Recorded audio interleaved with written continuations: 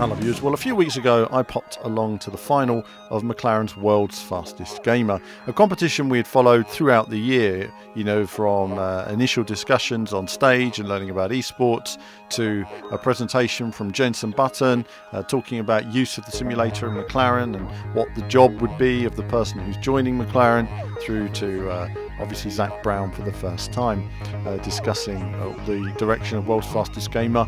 On the weekend he was off to the Indy 500.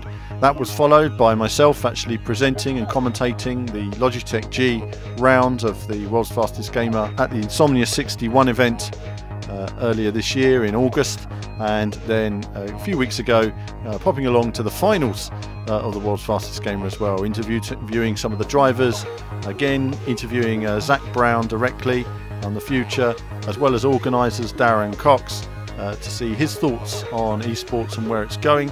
Have a jovial conversation, of course, and catching up with the eventual winner Rudy Van Buren. It really has been a journey catching up with everybody and really learning about McLaren, and learning about this wasn't just a marketing strategy. This is about finding the top sim drivers because of the importance of simulation, and that's what they were keen to stress. You know, it's very different to many other competitions. Now they have one of the best sim racers in the world, in great physical shape. He's got all the attributes he needs in terms of delivering the right written information as well. You know, this is about documentation, information, preparing car parts, testing simulation, testing the parts on the real car and see if it correlates. A lot of data correlation. So it really is a fascinating and fantastic role. It'll be interesting to see how it develops. But where does McLaren go from here? I caught up with the new director of esports at McLaren, Ben Payne, to find out a bit about where McLaren's going in the months ahead and how we can see it developing in the future. Let's see what he had to say.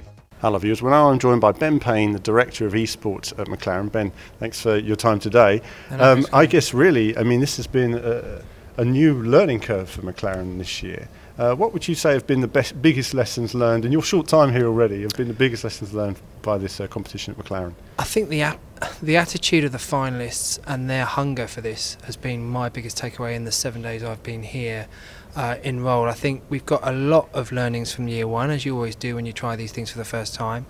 But the joy is that we have the appetite within the business as a whole to take those into year two and beyond. So just the hunger from all the stakeholders, I would say, is the biggest learning. Now McLaren is a global brand. Everybody knows it. The racing gamers love it. In terms of your experience of World's Fastest Gamer last week, what would you say was the element that stood out to you, that excited you the most when you saw it in action? What I liked about it as a program within McLaren, as something that's new, is almost the response of the other McLaren staff when they came over to the TLC to see us racing in those rigs and seeing Rudy and the other guys doing their thing, and just being blown away by the speed that these guys could race at. That was something that people, you know, needed to be convinced, and boy did they get convinced. So yeah, I think the sheer output that the finalists gave in terms of they were fit, they were fast, and they were hungry to learn. You know, they listened a lot last week. They had to learn a bunch of stuff. And yeah, I think just generally speaking, the fact that everybody took on board everything they were told in terms of the finalists, and the way that the people in this building just reacted to that and just got a massive kick out of it. It's great. I think it's great to see the engagement now of automotive companies and racing gamers. You know, when I was talking about this stuff sort of 10 years ago, people weren't really listening and they were looking at games as toys. Now they're seeing that gamers have the real skills, that the simulation has reached a level where it impacts on the real thing. It's getting engagement from real automotive brands. I suppose now we had a tough decision obviously last week, you know, in terms of the judges and deciding who was to win. That was obviously very challenging for them. But also now, what would be the next steps for Rudy in terms of his development here at McLaren? I think first things first, Rudy needs to go home and have a bit of a rest. He's had quite the 2 weeks. He's been through the mill. We've made him jump through all sorts of hoops. Yeah.